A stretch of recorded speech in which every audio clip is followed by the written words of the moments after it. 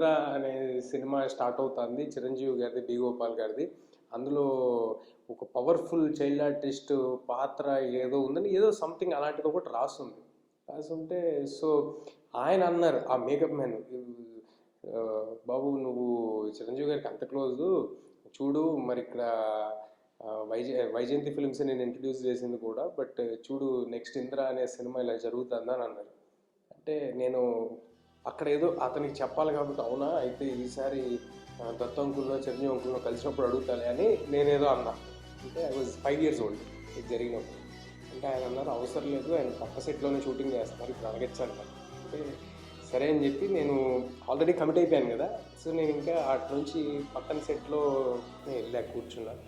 వెళ్ళి కూర్చుని మాట్లాడితే, నేను అడక్క ముందే నన్ను చూడంగానే గుర్తొచ్చింది చిరంజీవి గారికి. గుర్తొచ్చి వై నాట్ తేజ ఇంద్ర చేయొచ్చు కదా, నేను చెప్తాను ఆగునా, నేను ఎవరికైనా చెప్తానని చెప్పి పిలిచి ఇంద్రాలో ఏం క్యారెక్టర్స్ ఉన్నాయని అడిగారు. అక్కడ ఇంకొక 3-4 పెద్ద మనుషులు అందరూ కూర్చొని ఉండగా అన్నారు, సార్ చిన్నప్పుడు హీరో చిన్నప్పుడు క్యారెక్టర్ ఒకటి ఉంది, అది కాకుండా హీరో మేనల్లుడి క్యారెక్టర్ ఒకటి ఉంది చైల్డ్ ఆర్టిస్ట్ది అని. చిరంజీవి గారు వెంటనే ఏంటి ఈవెన్ టేక్ ఎ సెకండ్, నాకు బాగా గుర్తుంది జరిగిన సంఘటన, ఆ చైల్డ్ ఆర్టిస్ట్ క్యారెక్టర్ తేజాకి ఇచ్చేసేయండి అన్నారు. అంటే నేను అన్నాను, అందరి మధ్యలోంచి చిరంజీవి గారు చెప్పేసిన తర్వాత కాదు ఆ మేనల్లుడి క్యారెక్టర్ ఇవ్వండి నాకు, ఎందుకంటే చిరంజీవి అంకుల్తో కలిసి చేయొచ్చు అన్నారు. అంటే అందరూ నవ్వుతూ ఉన్నారు, చిరంజీవి గారు మాత్రం లేదు నువ్వు నేను చెప్పింది చేయాలి. సరే ఓకే అన్నాను. ఆ రోజు ఆయన అన్న మాట, ఆయన ఇచ్చిన అవకాశం ఇవాళ నా కెరియర్నే మార్చేసింది. One of the biggest hits of Telugu సినిమాలో, ఒక కల్ట్ క్లాసిక్ లాంటి ఒక తెలుగు సినిమాలో అంత గొప్ప అవకాశం, అంత గొప్ప క్యారెక్టర్ నాకు తెలిసి వేరే ఏ చైల్డ్ ఆర్టిస్ట్కి అలాంటి ఒక అవకాశం వచ్చి ఉండదు. ఈ పొద్దు ఈ కుర్చీలో కూర్చోడానికి ఒక్క మగోడు లేడా?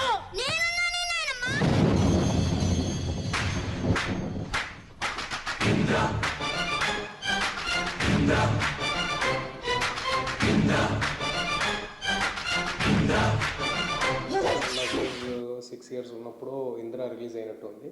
సో నేను అప్పుడు జరిగిన యుఫోరియా, సినిమా చుట్టూ ఉన్న హడావిడి, లేకపోతే నా దానికి వచ్చిన అప్లాజ్ నాకు అప్పుడు అర్థం కాలేదు. తర్వాత ఇయర్స్ లేటర్ ఎంతోమంది ఇప్పుడు డైరెక్టర్స్గా ఉన్నోళ్ళు, ఇప్పుడు పెద్ద డైరెక్టర్స్ చాలామంది మేము ఇంద్ర చూసి ఇన్స్పైర్ అయ్యాం, అప్పుడు తేజ తెలుసా, మేము నిన్ను చూసి ఏమనుకునే వాళ్ళమో తెలుసా అని ఇప్పుడు చెప్తుంటారు. సో ఎంతోమందిని ఇన్స్పైర్ చేసిన film Indra. One memorable experience on Indra is, ఏదైతే నేను వచ్చి కత్తి పట్టుకుని ఆ వాక్ అదంతా ఏదైతే ఉందో నాకు బాగా గుర్తు.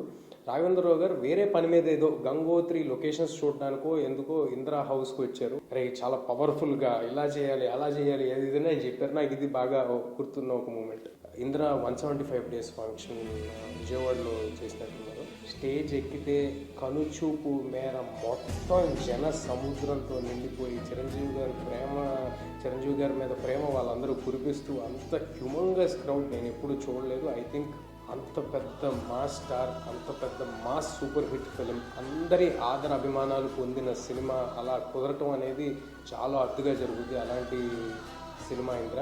ఆ ఎక్స్పీరియన్స్ మాత్రం నా లైఫ్లో ఎప్పటికీ గుర్తుంటుంది. సో వాళ్ళు లిటరల్గా నాలో ఇంద్రాని చూసిన వాళ్ళు ఆ అరుపులకి స్టేజ్ దగ్గరిల్లేదనమాట. నేను స్టేజ్ మీదకి వస్తూ ఉంటే.